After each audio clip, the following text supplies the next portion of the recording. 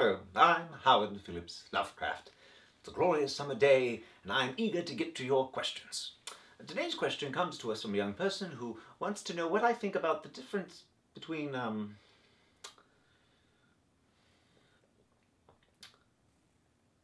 Mr. Kessler, I might need your help with this. Can you take a look? Oh yeah, I can answer that. Well, this whole thing is giving me a headache, so will you? Sure. Hi everyone, I'm Lehman, Mr. Lovecraft's assistant, and yeah, this is pretty easy. The question just wants to know what we think about the difference between Dungeons & Dragons and Pathfinder. Now, to the layman, as opposed to the Lehman, there may not be much of a difference, you know. I mean, these are all based on the classic Gary Gygax Dungeons & Dragons games. There's orcs and dragons and fighters and wizards and all that stuff. You know, they're all very similar, but there are some distinct differences. Pathfinder came out right at the end of what was called the 3rd edition or 3.5th edition of Dungeons & Dragons, as they were starting to go into their 4th edition. D&D sort of reinvents itself every few years, either to keep the hobby fresh or as a cynical marketing ploy. I leave it to you to decide. But Pathfinder was made by Paizo, and Paizo had been doing a lot of the sort of the in-house magazines for Dungeons & Dragons, and creating lots of content, curating a really great sort of stable of writers and artists, and as such, they decided to kind of keep with the 3.5 model, which was under the OGL, which allowed them to have a lot of flexibility in how they could produce content. And so they essentially doubled down, whereas sort of traditional Dungeons & Dragons was reinventing itself and sort of trying to find new ways to explore the hobby.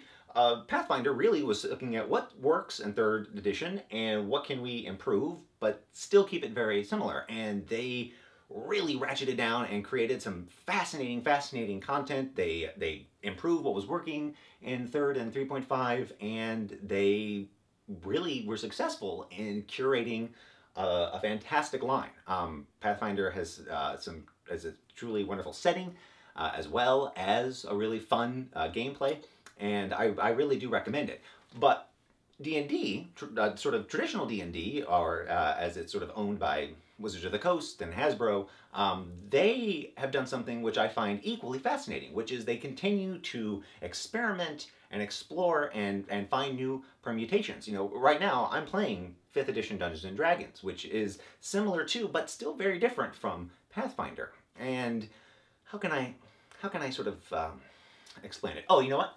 I'll bring it back to what we're all here for. So, in some ways, Pathfinder is like a writer doing a Lovecraftian pastiche. You know, they're really mastering all the various tropes. They know how to use a Shoggoth like no one's business. They're able to explore Nyarlathotep and weave it together with Azathoth and all that stuff. You know, they just really understand what they're doing in the sort of that pastiche Lovecraft world.